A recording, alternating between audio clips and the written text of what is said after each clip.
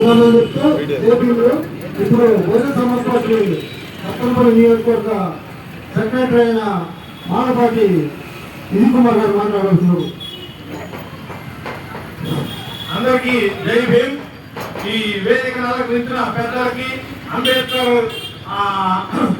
జన్మదినం వేడుకలు జరుపుకుంటున్న విచ్చేసిన ప్రతి ఒక్కరికి వందనం పాదాభివందనం తెలియజేసుకుంటున్నాము. ముందుగా ఏంటంటే అంబేద్కర్ జయంతి అనేది ఎందుకు జరుపుకుంటున్నామో మనకు తెలిసి ఉండాలి.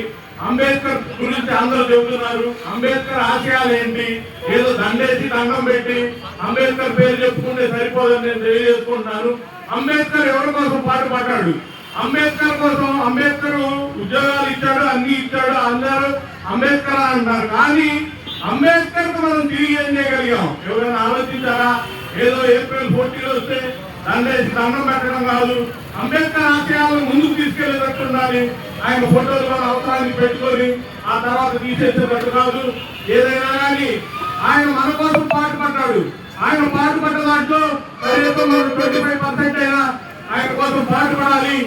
ఆయన కలగన్న స్వాతంత్రాన్ని ముందుకు తీసుకెళ్లాలని తెలుసుకుంటూ ఈ జన్మనాటం ఈ హృదయాలకు వెళ్ళాలని సెలవు తీసుకున్నాను. జై హింద్.